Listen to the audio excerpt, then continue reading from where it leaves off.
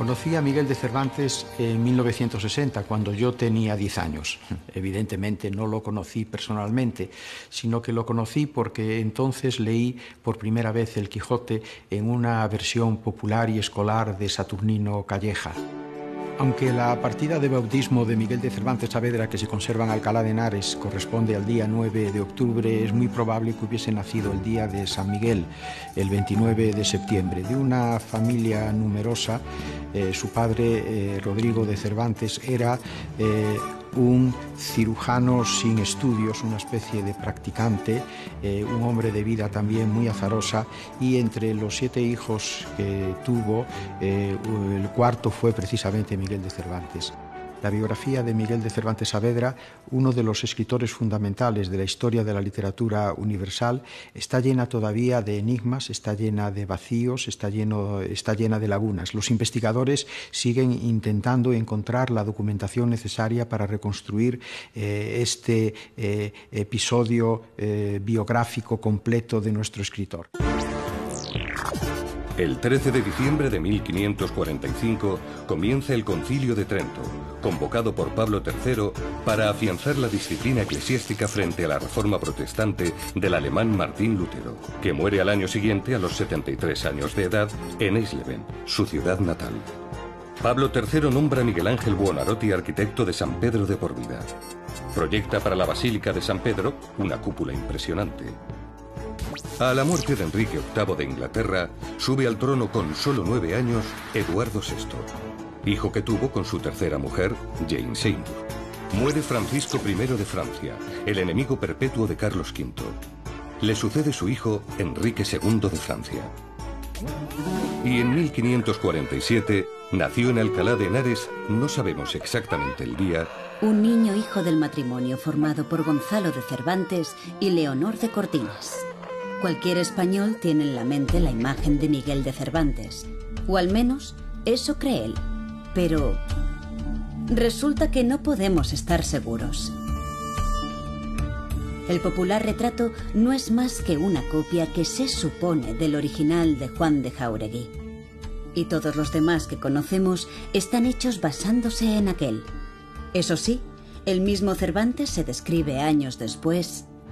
De rostro aguileño, de cabello castaño, frente lisa y desembarazada, de alegres ojos y de nariz corva, aunque bien proporcionada. Las barbas de plata que no a 20 años que fueron de oro. Los bigotes grandes, la boca pequeña, los dientes ni menudos ni crecidos, porque no tiene sino 6, y esos mal acondicionados y peor puestos, porque no tienen correspondencia los unos con los otros.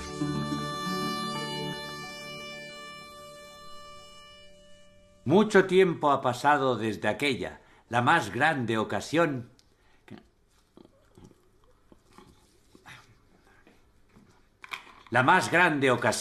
que vieron los siglos pasados y verán los venideros. Ahí perdí yo el uso de esta mano, herida de la que estoy orgulloso. Entonces yo era joven. No es fácil, aunque hoy en su pantalla lo parezca, ir hacia atrás en el tiempo. Y lo más complicado es rejuvenecer.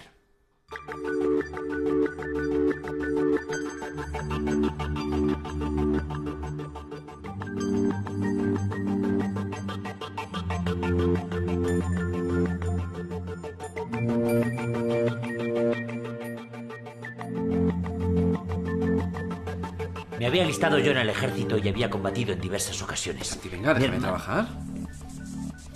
Estamos reconstruyendo una biografía en donde, repito, hay lagunas y hay también grandes interrogantes. Por ejemplo, el Cervantes que es condenado a 10 años de destierro y a la amputación de su brazo derecho en el año 1569 por un duelo que se produce en Madrid, ¿es realmente nuestro Miguel de Cervantes o es otro? Lo que sí es cierto es que a raíz de ese hecho Cervantes desaparece de Madrid y acaba en Italia.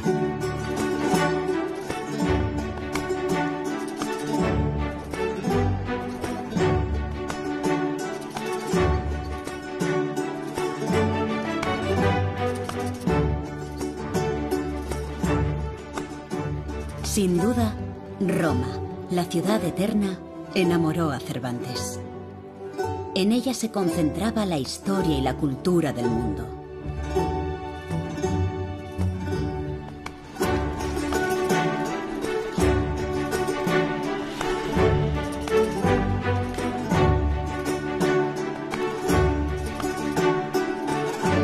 Seguro que pasearía por la ciudad de las 7 colinas fascinado como un viajero más.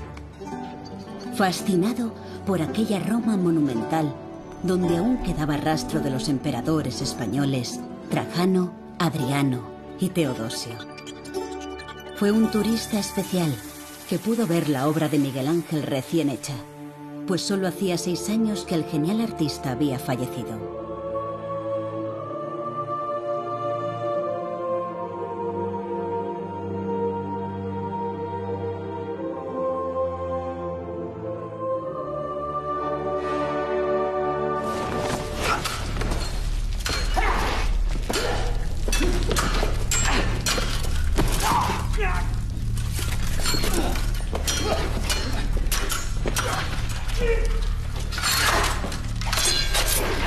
Parece ser que hubo en Madrid un duelo de un tal Miguel de Cervantes con un Antonio de Segura, donde el Cervantes hirió gravemente al Segura.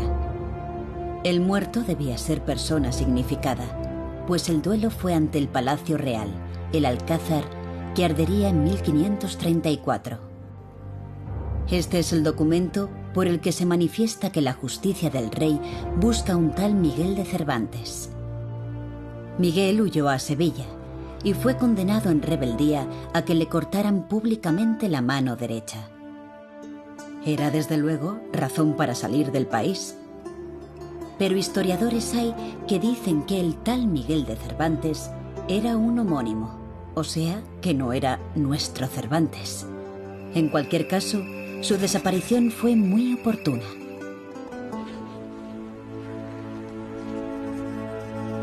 En Roma ha aparecido de pronto como camarero, criado personal, de Monseñor Aquaviva, un joven religioso de 23 años recién nombrado cardenal por el Papa Pío V. Un cargo tal resulta algo extraño en un joven del que sabemos tan poco hasta el momento y al que no se le conocen relaciones importantes.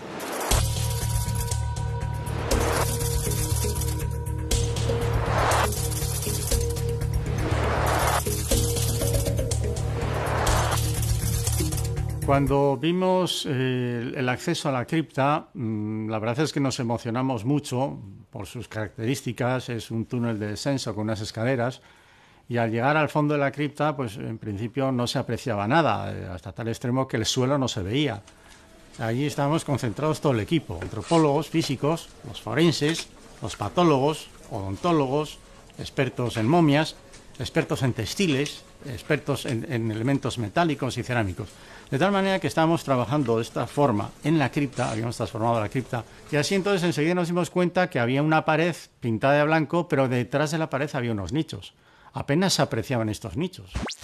En aquellos momentos está el mundo que arde. El año 70 ha sido el 4º matrimonio de Felipe II con su sobrina, Ana de Austria, hija del emperador Maximiliano II. El 4º matrimonio, sí. Conviene que recordemos. El primero había sido con su prima hermana, la infanta María Manuela de Portugal, en 1543. El segundo con la prima hermana de su padre, la reina María I de Inglaterra, en 1554. El tercero, con Isabel de Valois, tuvo lugar el 22 de junio de 1559.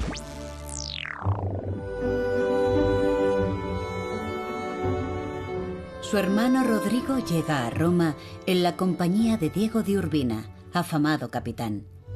Y Miguel se alista con él. Abraza la carrera de las armas. Quizá le parece más digna que ser camarero de un cardenal. Pero estamos en 1571.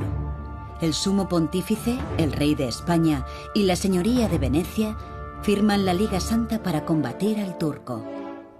Sería su generalísimo don Juan de Austria, el hermanastro de Felipe II. Se escoge el puerto de Mesina, en Sicilia, como punto de reunión y a él comienzan a llegar las escuadras. hasta reunir 318 naves, de las cuales 164 eran españolas. Diego de Urbina embarca con sus hombres en la galera La Marquesa. Entre ellos están, como sabemos, Miguel y Rodrigo Cervantes. Don Álvaro de Bazán era uno de los colaboradores más importantes que el rey había puesto junto a su hermano. El veterano militar le rogó a don Juan que antes de la batalla se dirigiera a sus hombres. Hijos, a morir hemos venido, o a vencer, si el cielo lo dispone. Pelead, porque muertos o victoriosos, hoy habréis de alcanzar la inmortalidad.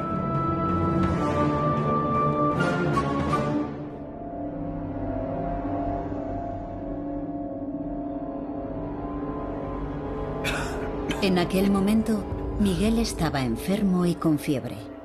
El mal no se conoce. Sí que el médico y su hermano Rodrigo intentaron convencerlo de que no estaba en estado de combatir.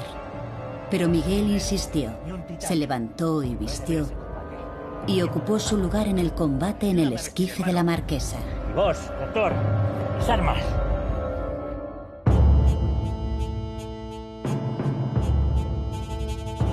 El 7 de octubre se enfrentaron turcos y cristianos cerca del puerto griego de Lepanto. La batalla duró 4 horas. 4 eternas horas.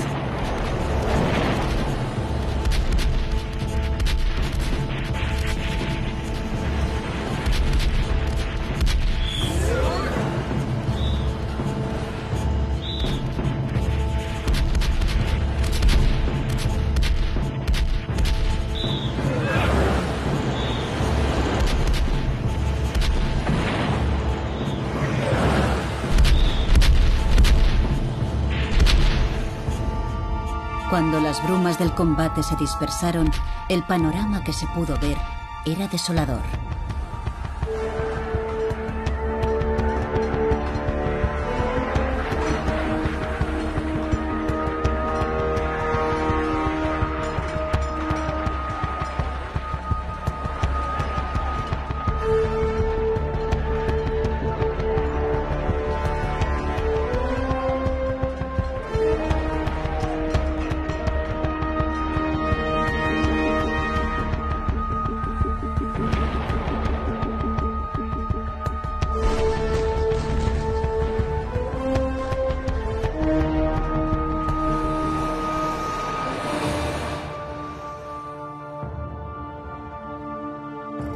De la armada turca apenas quedaban 50 naves sin daños definitivos y las bajas otomanas sumaban alrededor de 25.000, además de unos 15.000 heridos.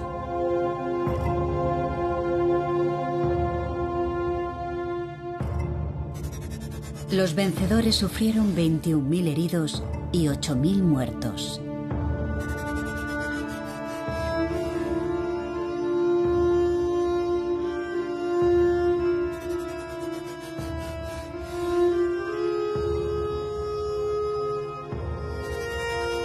La Marquesa tiene 40 muertos y 120 heridos, entre ellos Miguel, que recibió 2 arcabuzazos perdiendo el uso de la mano izquierda.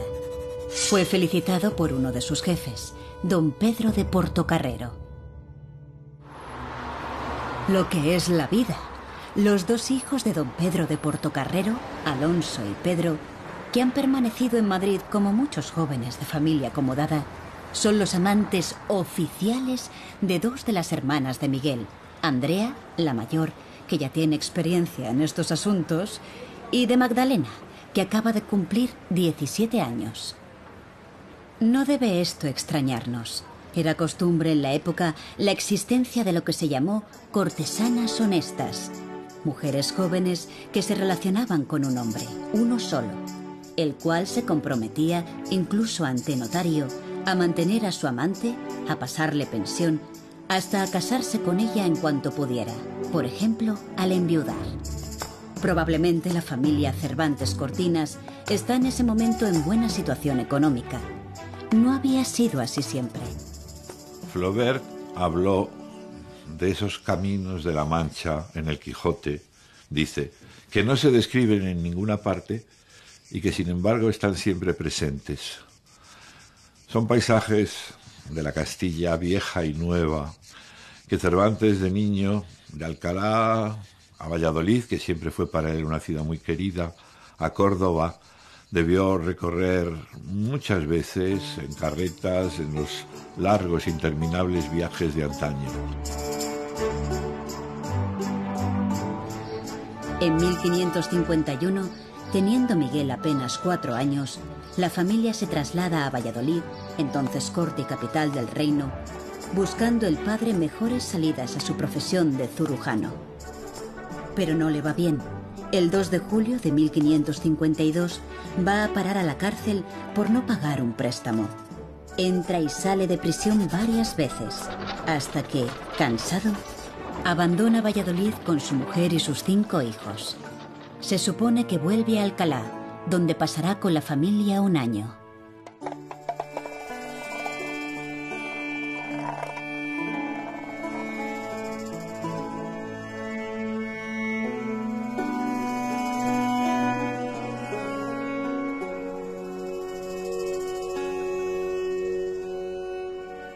A partir del año 56, ignoramos dónde está su padre. Sabemos, sí, que 7 años después está en Granada, feudo del duque de Sesa. Volvemos a encontrarlo en Sevilla, con su hija Andrea, que ahora tiene relaciones con un tal Nicolás de Obando, con el que llega a tener una hija, bautizada como Constanza de Obando. Pero, ¿y Miguel? ¿Los acompañó? No lo sabemos. ¿Qué estudios tuvo el niño Miguel? Lo que sí podemos decir con certeza es que no tuvo estudios de nivel universitario. Se quedó en lo que hoy sería un bachillerato superior. 1556. La noticia del año nos llega desde Bruselas. Es la abdicación de Su Majestad el Emperador Carlos I de España y V de Alemania, que piensa retirarse en España en la zona de la Veda. 1558. Ayer, 21 de septiembre, falleció en Cuacos de Yuste Su Majestad Imperial Carlos de Habsburgo, a los 58 años de edad.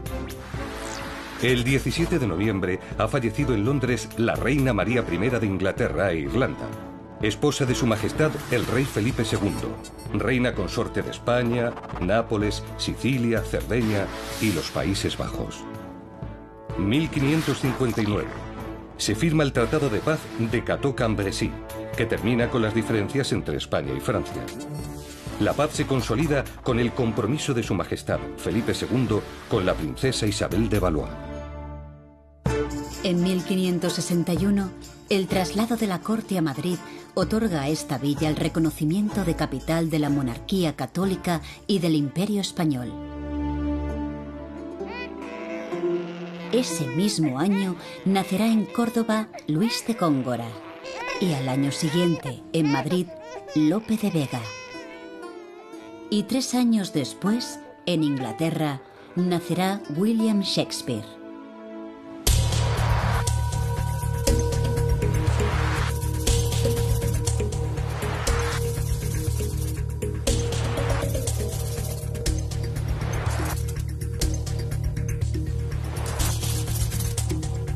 Al abrir uno de los nichos, nos encontramos un conjunto de fragmentos de madera en donde leemos las iniciales M.C.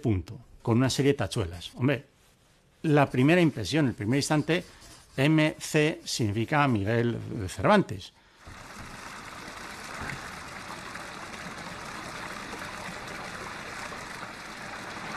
El año 1556 lo recuerdo, pues mi hermana Luisa, que me era mayor de un año, ingresó en el convento de Carmelitas de Alcalá. Fue una ceremonia emocionante, pues allí quedaba ella de por vida. Un año después, toda la familia fuimos a Madrid, que desde que era capital del reino, se había hecho lugar de mucho provecho. Y aquí estamos. Ya tenía yo 19 añitos y había hecho poco de provecho. Leer mucho, que me apasionaba. Estudiar donde pude divertirme y escribir algún que otro versillo, aunque no parecía que para ser poeta me hubiese a mí llamado Dios. No parece que Cervantes en sus primeros tiempos llevara una vida de escritor en el mundillo literario. Los primeros versos que publica se los ha colocado su maestro, López de Hoyos, en un libro de homenaje a la muerte de la reina Isabel de Valois.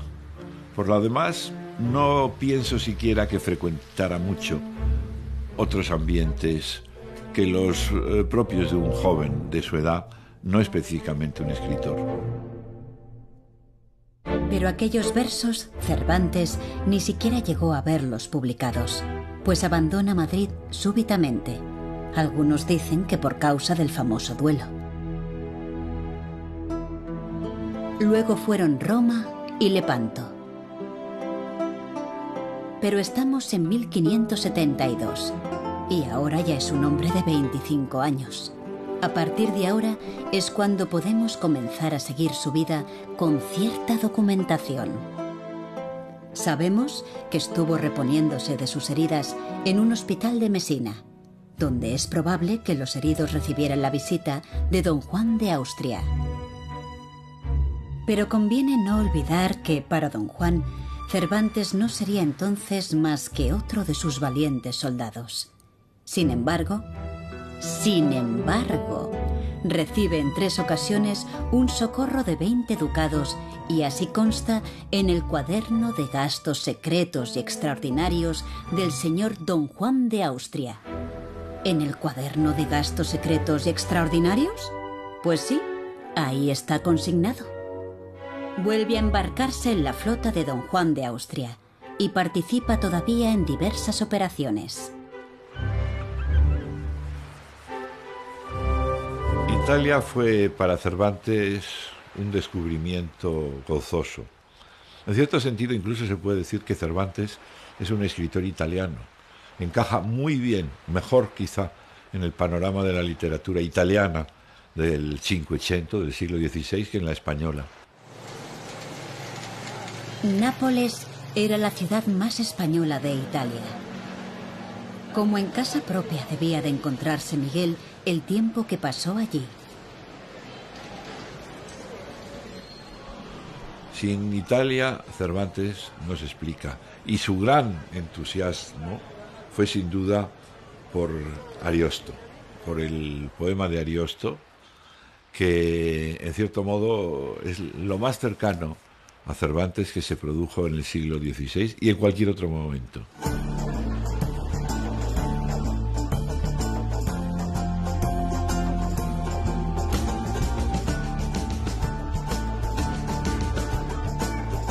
Sabemos que en ese tiempo leyó muchos autores italianos y escribió algunos poemas. Prefería leer en el idioma original. Pero ha llegado el tiempo de volver a España. Con su mano inútil no se ve en el ejército. Miguel obtiene 2 cartas de recomendación, de don Juan de Austria una y la otra del duque de Sesa. Y embarca junto con su hermano Rodrigo y algunos amigos en la galera El Sol, una de 4 naves que se harán a la mar rumbo a Barcelona. Desgraciadamente tuvieron mal mar. Las naves se distanciaron y a punto de llegar a España, la El Sol fue capturada por corsarios argelinos.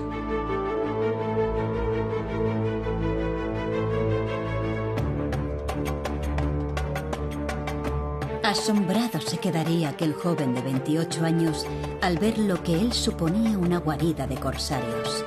Argel era una gran ciudad de 150.000 habitantes, más poblada que Roma.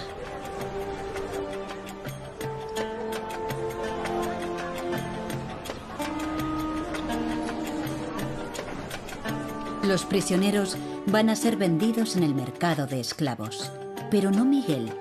Quizá le deba esa suerte a sus cartas de recomendación, que hacen suponer un rescate importante. Lo cierto es que terminó propiedad del rey de Argel. Aquellos 5 años de cautividad que marcaron profundamente tanto el carácter como la vida de Cervantes. Él lo reflejó en algunas de sus obras, aunque nunca de una forma biográfica, y también en sus memorias, cuando dijo que había sido soldado y cautivo durante 5 años y que en la cautividad aprendió a ser paciente ante la adversidad. Miguel intentó al menos 5 intentos de fuga, alguno muy complicado, pero nunca fue castigado como era costumbre.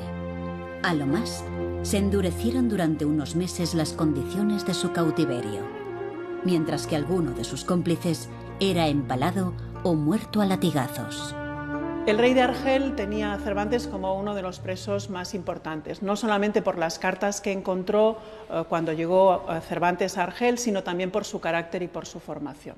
Finalmente, con el dinero que los padres trinitarios consiguieron recaudar, así como aquella aportación que la familia de Cervantes consiguió, Cervantes en 1580 fue liberado y volvió a España.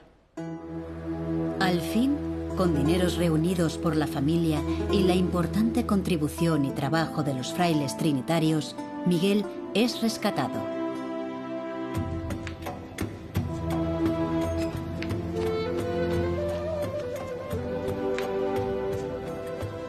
Pero antes de salir de Argel, ha de hacer frente a las graves denuncias de un fraile que se dice comisario de la Inquisición, Blanco de Paz, que le acusa de cosas viciosas y feas. Cervantes se defiende con testimonios de compañeros y amigos en un documento al que debemos las mayores informaciones de su cautiverio. Aunque advierten los historiadores, son datos no muy de fiar, pues provienen de amigos y están pensados para defenderse de las acusaciones de Blanco de Paz.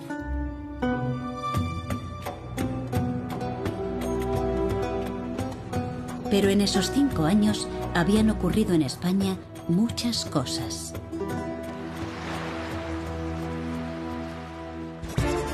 ...1576... Don Juan de Austria, regente de los Países Bajos con 31 años. 1578. Asesinato de Juan de Escobedo, secretario de Don Juan de Austria. Ha sido detenido Antonio Pérez, secretario de Estado de Su Majestad Felipe II, acusado del asesinato. Se rumorea que con el conocimiento del rey. También ha sido puesta bajo custodia la princesa de Éboli. 1 de octubre. Ha muerto Don Juan de Austria, enfermo en los Países Bajos.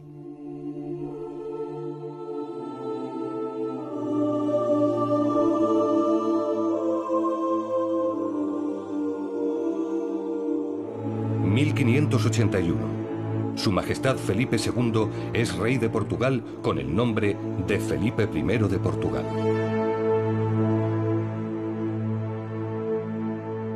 Porque uno de los contentos mayores que en esta vida pueden tenerse es llegar, después de largo cautiverio, salvo y sano a la patria.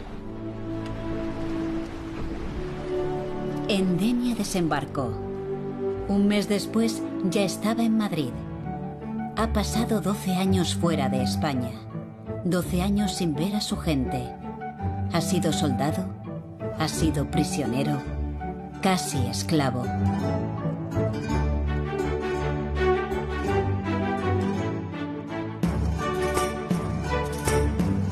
Su familia está en mala situación económica, después del esfuerzo de su rescate. Miguel dirige al Consejo de Castilla la demanda que no había podido presentar en 5 años. Pero ya las cartas de recomendación de Don Juan de Austria y el Duque de Sesa han perdido su fuerza, pues ambos han muerto durante su cautiverio. Felipe II convoca a las cortes portuguesas en Tomar, ciudad de templarios, para ser nombrado rey de Portugal. Hasta ahí viajará Miguel para verlo, pretendiendo un puesto. No consigue recompensa alguna, pero sí un misterioso encargo, una misión de agente secreto que cumplió en Orán. Ciudad bien defendida por sus castillos y baterías y por la que fue gratificado nada menos que con 200 ducados. ¿Por qué le encarga el rey a Miguel una misión secreta? ¿Quién es en realidad Miguel de Cervantes? En 1582 dirige al Consejo de Indias una carta. Es uno de los pocos documentos de su mano. Quizá con las técnicas de hoy podamos saber algo más de su carácter. Este primer documento está fechado en 1582. En esta época Cervantes tenía 34 años.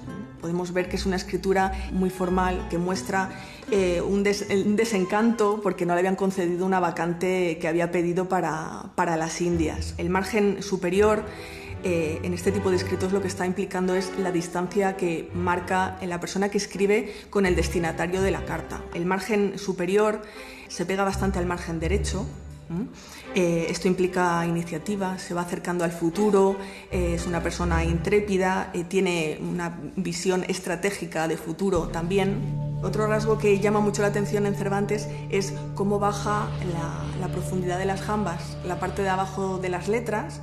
En grafología, toda la parte inferior de las letras, en letras como por ejemplo la letra G, que en Cervantes se ve muy bien. Se ve que era un hombre muy sensual, le gustaba mucho recrearse en todo lo que eran los placeres. Toda la parte superior de las letras nos está hablando de imaginación, creatividad, es toda la parte mental. Ahí está la creatividad, la inteligencia, el idealismo.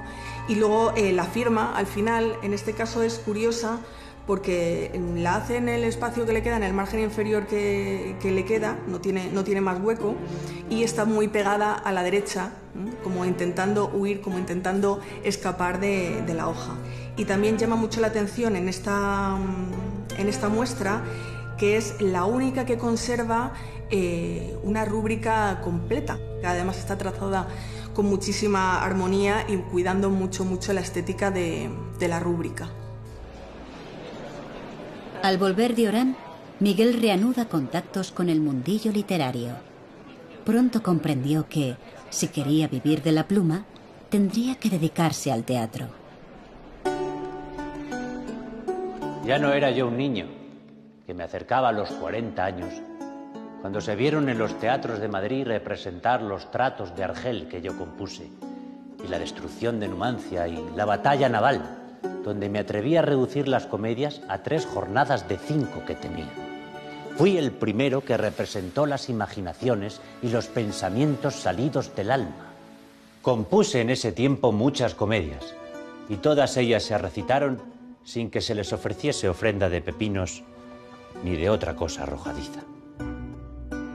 Por cierto, que uno de los personajes de Los tratos de Argel se llama Saavedra. Desde 1586, por primera vez que nosotros sepamos, Cervantes añade al apellido de sus padres, Cervantes, con B, él lo escribe siempre con B, el segundo apellido Saavedra. Saavedra no es el apellido materno de Cervantes. Se entiende que Saavedra lo incorporó después del cautiverio, cuando estuvo en Argel, porque era como una especie de apelativo que le pusieron allí. Y lo coloca justo debajo. Pone Miguel de Cervantes, Cervantes con B, siempre lo ponía con B, y luego Saavedra debajo. Ese es uno de los misterios mínimo, pero picante, que nos deja inquietos. ¿De dónde saca Cervantes ese Saavedra? Incorporó esa especie de apelativo como si fuera un nombre de frontera. La diferencia entre el Cervantes de antes y el Cervantes nuevo.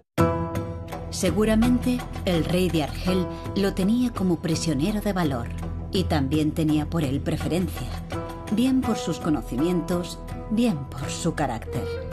Lo llama Saavedra, que significa brazo defectuoso, manco.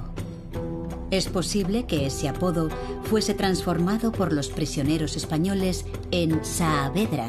Así, uno de sus compañeros cuenta, refiriéndose a él, que había un tal de Saavedra, al que el rey nunca dio palo, ni se lo mandó dar, ni le dijo mala palabra. Y nosotros temimos muchas veces que había de ser empalado. Y aún lo temió él más de una vez. De forma que incluso sobre ese aspecto llamativo, como es el nombre propio, la vida de Cervantes está envuelta en oscuridades.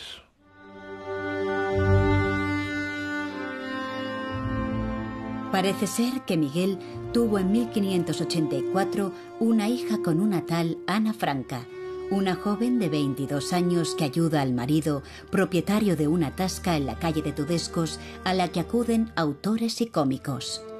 Pero,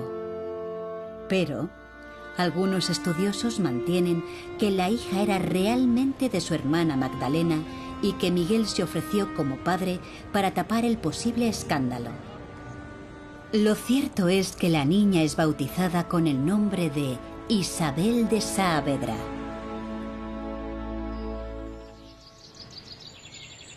En cualquier caso, poco amor, de haberlo, hubo en aquella relación con Ana Franca.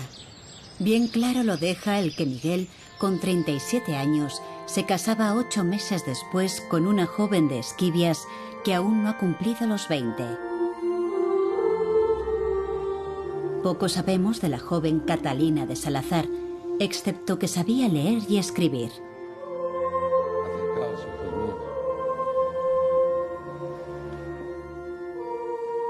¿Hubo amor en ese matrimonio?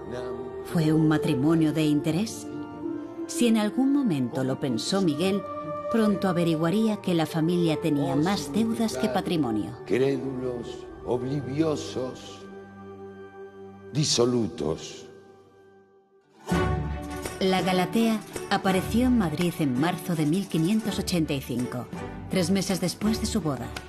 El editor le pagó por el libro 120 ducados. Y por primera vez en una de sus obras aparece el apellido Saavedra. ¡Juego! Yo voy con todas. Y yo voy con todas también. Sin duda, Miguel fue el más importante vecino de Esquivias, pueblo de hidalgos. Juega a las cartas con amigos, charla y cuenta historias. Sí, pero hoy nadie le librará de contarnos lo que aconteció en esa temible batalla. No, amigo Toribio. Harto estoy de contar 1000 veces lo que solo se puede vivir una. Por 10, don Miguel, no iréis a dejarme en mal lugar delante de estos amigos. Más vino. Señores, la batalla ocurrió como sigue. La flota turca.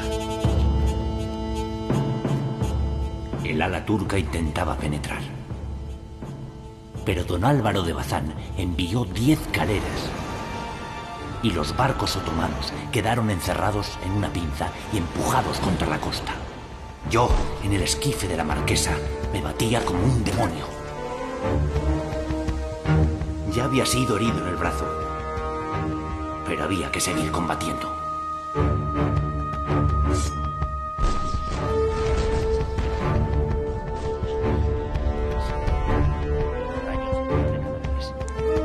Pero Cervantes no se hace a la vida matrimonial. Viaja mucho entre Esquivias y Madrid, donde sin duda se divierte y hace negocios.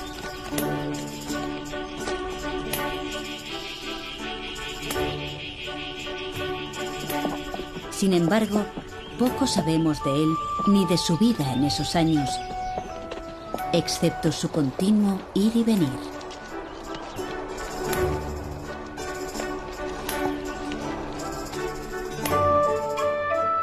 Y 3 años después, en Toledo, otorga poderes a su esposa. Es una clara separación de la que también se sabe poco. Parece que fue consentida por ambas partes. Aunque la joven Catalina siempre seguirá estando en su casa para cuando él la necesite. Durante 10 años, Miguel recorrerá España buscando dinero o víveres para el gobierno, escribiendo muy poco. Hace falta encontrar trigo, alimentos y dinero para la futura armada que Felipe II piensa enviar a Inglaterra. Tuve otras cosas de qué ocuparme. Dejé la pluma y las comedias. ¿Crisis creativa? ¿Decepción por el recibimiento que han obtenido sus trabajos? ¿O simplemente necesidad de aventuras que lo liberen del aburrimiento del pueblo? No era tarea fácil. Los dineros para las requisas no llegan de Madrid. Cervantes se ve obligado a requisar ahí donde encuentra, en los graneros de los grandes terratenientes, entre los que hay importantes eclesiásticos, y no tarda en llegarle la respuesta. Es excomulgado por el vicario general de Sevilla. Cervantes excomulgado por requisar el trigo de nobles canónigos. Los altos comisarios lo felicitan por su trabajo, pero no ve un maravedí. Hace encarcelar a un sacristán reacio a cumplir las órdenes del rey y le cae una segunda excomunión, ordenada por el vicario general de Córdoba. El 19 de octubre del mismo año será el desastre de la Invencible, con gran número de bajas de ingleses y españoles, cuerpos que se perderían en el Mar del Norte.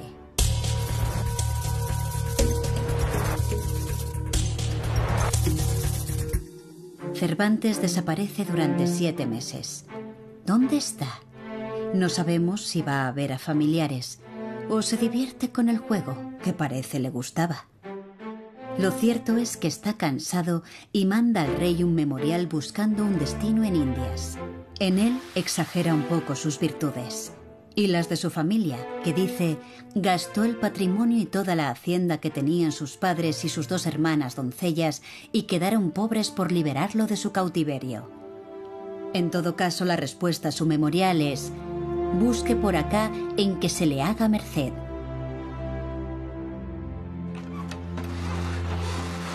En Madrid se sospecha que sus cuentas no están claras. Se ve mezclado, quizás por error, en diversas corrupciones y acaba en la cárcel de Sevilla.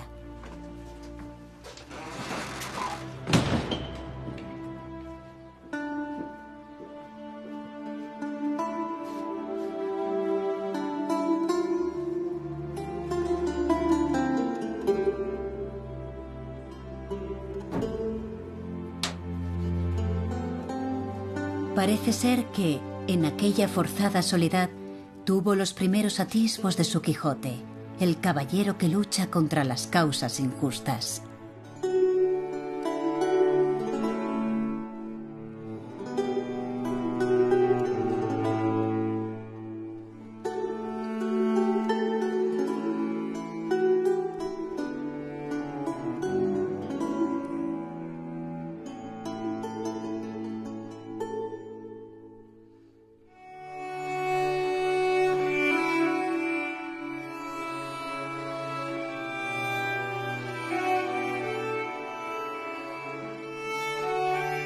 Llega la orden de soltar a Miguel y de que se persone en Madrid a dar explicaciones. Se supone que está libre en abril, pero nunca se presentó en Madrid a dar explicación ninguna. El 23 de septiembre de 1598 muere Felipe II en el Escorial, el palacio monasterio que había hecho construir en honor de San Lorenzo por la victoria de San Quintín. Ahí, en el Panteón de Reyes, reposan sus restos.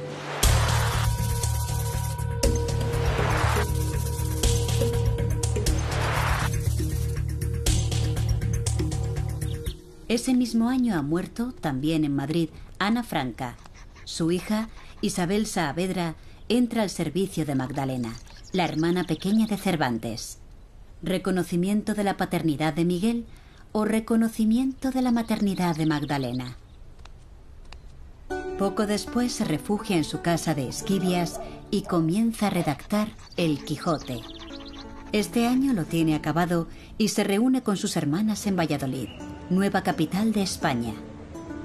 En una casa cercana al río Esgueva acaba viviendo la familia Cervantes, es decir, Miguel y sus mujeres, sus hermanas Andrea y Magdalena, su supuesta hija Isabel, Constanza, su sobrina, y Catalina, su mujer. Recibe por fin la licencia para imprimir y el libro sale a la calle.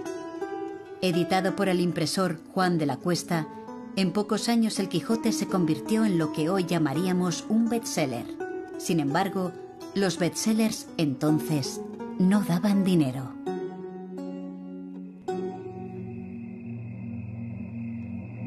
Pero parece que lo extraño, lo sorprendente, persigue a Miguel. A las puertas de su casa es acuchillado un caballero ezpeleta.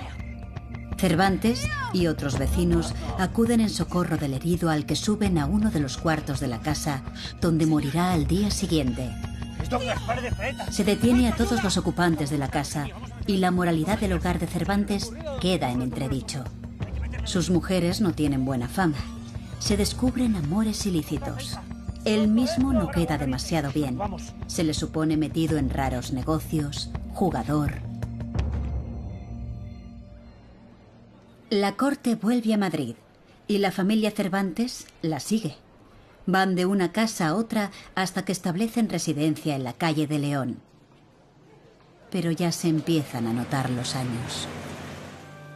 Magdalena primero y luego Catalina, su mujer, y su hermana Andrea visten en 1609 el hábito de la Orden Tercera de San Francisco. Lo más sorprendente es que, 2 meses antes, Miguel se había hecho de la Congregación de los Esclavos del Santísimo Sacramento, a la que estaban afiliadas muchas gentes de letras. Debían de hacer ayuno y abstinencia los días prescriptos, asistir a los oficios diariamente, tener continencia. Es de suponer que no se lo tomaban demasiado en serio. En 1609 muere Andrea. En 1611 es Magdalena, entonces ya Magdalena de Jesús, la que va a reunirse con el Creador. Catalina y Miguel y la sobrina Constanza se mudan a la calle de Huertas, el barrio de las Musas. En esos años, al amor del éxito del Quijote, Cervantes publica más obra. En 1613, las novelas ejemplares.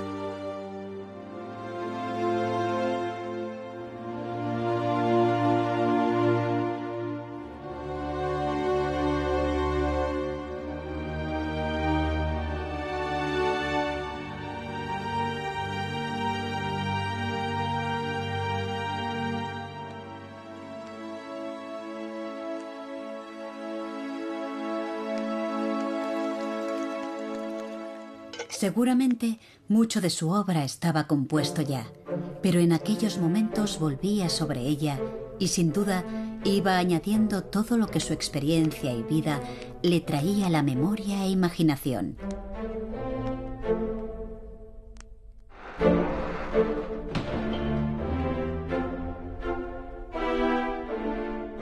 En 1614 sale El viaje del Parnaso.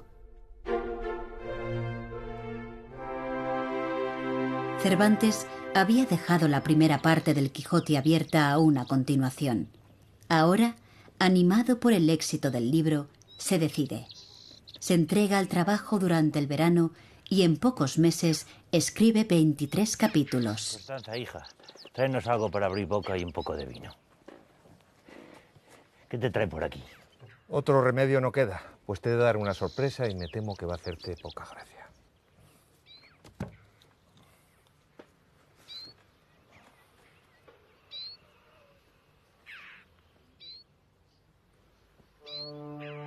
Y justo entonces aparece en Tarragona el segundo tomo del ingenioso hidalgo Don Quijote de la Mancha, firmado por un tal Alonso de Avellaneda. El libro era malo, pero el prólogo era peor, por malintencionado. Insultaba directamente a Cervantes e incluso a su esposa Catalina, a quien acusaba de serle infiel. Miguel respondió en el prólogo de su segunda parte del Quijote, pero hizo algo mejor, propio solo del genio: incorporar el libro apócrifo a su propia novela, cuyo éxito fue incluso mayor que el de la primera parte. Y Cervantes trabaja incansable. Sabe que le queda poco tiempo. Ese mismo año, de 1615, publica todavía sus comedias. Algunos años ha que volví a componer algunas comedias, pero no hallé autor que me las pidiese. Me aburrí y se las vendí a un librero. Él me las pagó razonablemente. Yo cogí mi dinero.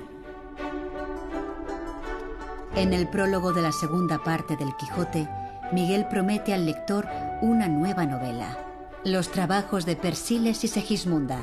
Libro, dice, que ya está terminando. Tardó 8 meses. Trabajó sin descanso hasta completarlo. Y el día antes de morir, redactó el prólogo dedicado al conde de Lemos, que comienza de esa hermosa y terrible manera. Puesto ya un pie en el estribo, Con las ansias de la muerte, gran señor, esta te escribo.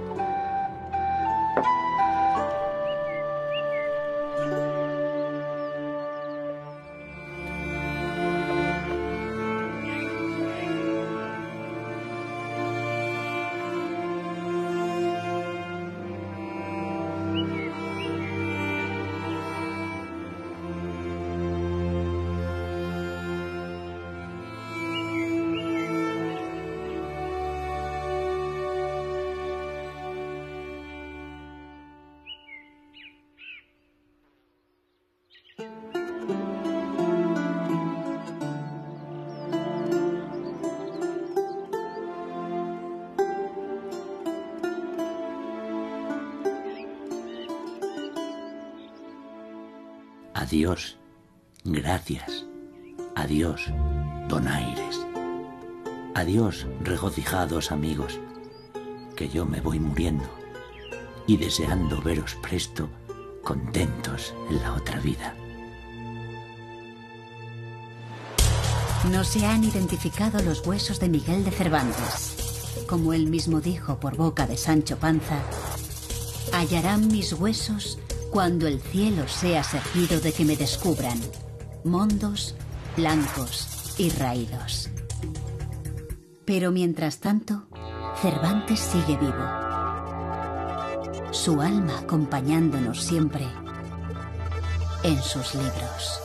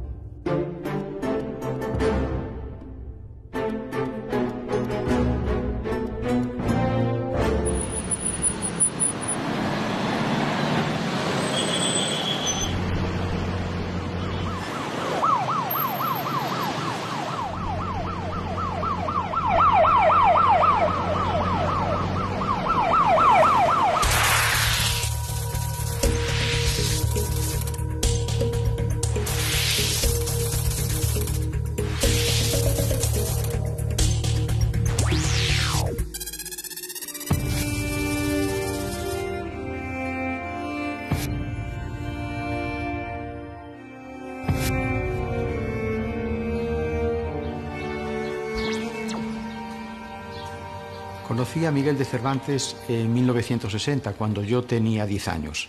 Evidentemente no lo conocí personalmente, sino que lo conocí porque entonces leí por primera vez El Quijote en una versión popular y escolar de Saturnino Calleja. Aunque la partida de bautismo de Miguel de Cervantes Saavedra, que se conserva en Alcalá de Henares, corresponde al día 9 de octubre, es muy probable que hubiese nacido el día de San Miguel, el 29 de septiembre. De una familia numerosa, su padre, Rodrigo de Cervantes, era un cirujano sin estudios, una especie de practicante, un hombre de vida también muy azarosa, y entre los 7 hijos que tuvo, el cuarto fue precisamente Miguel de Cervantes. La biografía de Miguel de Cervantes Saavedra, uno de los escritores fundamentales de la historia de la literatura universal, está llena todavía de enigmas. 1569, por un duelo que se produce en Madrid, ¿es realmente nuestro Miguel de Cervantes o es otro? Lo que sí es cierto es que a raíz de ese hecho, Cervantes desaparece de Madrid y acaba en Italia.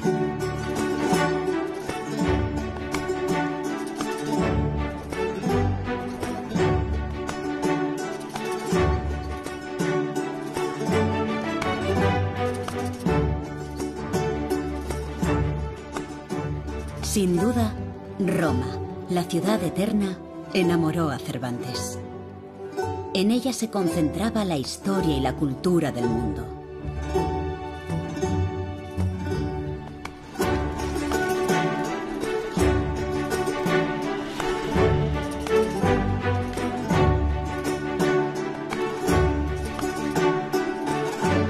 Seguro que pasearía por la ciudad de las 7 colinas fascinado como un viajero más.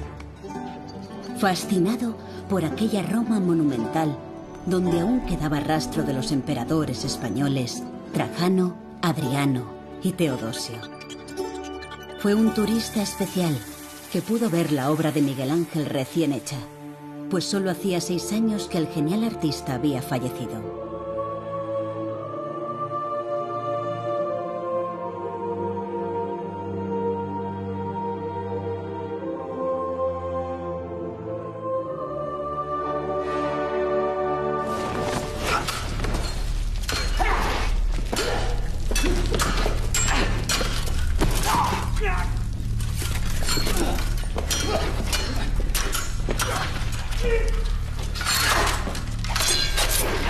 Parece ser que hubo en Madrid un duelo de un tal Miguel de Cervantes con un Antonio de Segura, donde el Cervantes hirió gravemente al Segura. El muerto debía ser persona significada, pues el duelo fue ante el Palacio Real, el Alcázar, que ardería en 1534. Este es el documento por el que se manifiesta que la justicia del rey busca a un tal Miguel de Cervantes. Miguel huyó a Sevilla y fue condenado en rebeldía a que le cortaran públicamente la mano derecha. Era, desde luego, razón para salir del país. Pero historiadores hay que dicen que el tal Miguel de Cervantes era un homónimo, o sea, que no era nuestro Cervantes. En cualquier caso, su desaparición fue muy oportuna.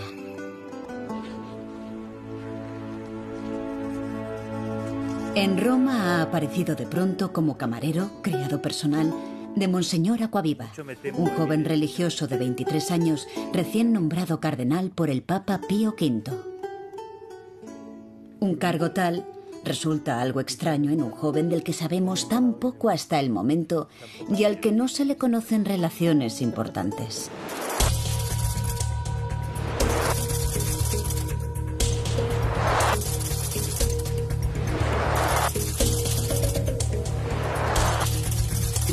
Cuando vimos el acceso a la cripta, la verdad es que nos emocionamos mucho por sus características. Es un túnel de descenso con unas escaleras y al llegar al fondo de la cripta, pues en principio no se apreciaba nada, hasta tal extremo que el suelo no se veía. Está llena de vacíos, está llena de lagunas. Los investigadores siguen intentando encontrar la documentación necesaria para reconstruir este episodio biográfico completo de nuestro escritor.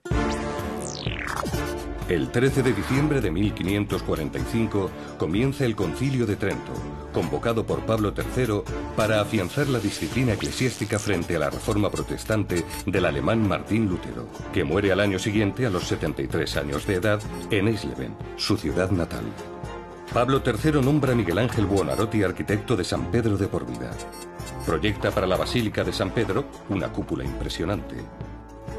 A la muerte de Enrique VIII de Inglaterra, sube al trono con solo 9 años Eduardo VI, hijo que tuvo con su tercera mujer, Jane Seymour. Muere Francisco I de Francia, el enemigo perpetuo de Carlos V.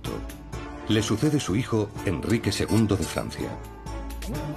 Y en 1547 nació en Alcalá de Henares, no sabemos exactamente el día, un niño hijo del matrimonio formado por Gonzalo de Cervantes y Leonor de Cortines.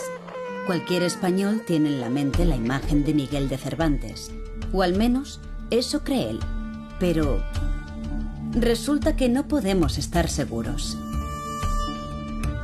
El popular retrato no es más que una copia que se supone del original de Juan de Jáuregui. Y todos los demás que conocemos están hechos basándose en aquel. Eso sí, el mismo Cervantes se describe años después. De rostro aguileño, de cabello castaño, frente lisa y desembarazada, de alegres ojos y de nariz corva, aunque bien proporcionada. Las barbas de plata que no a 20 años que fueron de oro. Los bigotes grandes, la boca pequeña, los dientes ni menudos ni crecidos, porque no tiene sino 6, y esos mal acondicionados y peor puestos, porque no tienen correspondencia los unos con los otros.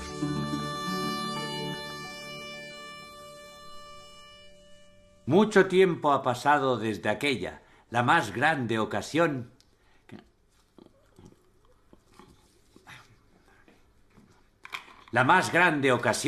que vieron los siglos pasados y verán los venideros. Ahí perdí yo el uso de esta mano, herida de la que estoy orgulloso. Entonces yo era joven. No es fácil, aunque hoy en su pantalla lo parezca, ir hacia atrás en el tiempo. Y lo más complicado es rejuvenecer.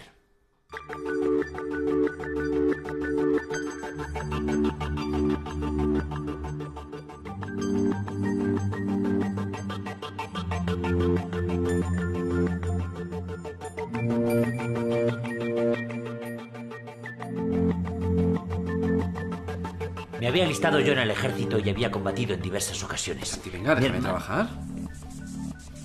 Estamos reconstruyendo una biografía en donde, repito, hay lagunas y hay también grandes interrogantes. Por ejemplo, el Cervantes que es condenado a 10 años de destierro y a la amputación de su brazo derecho en el año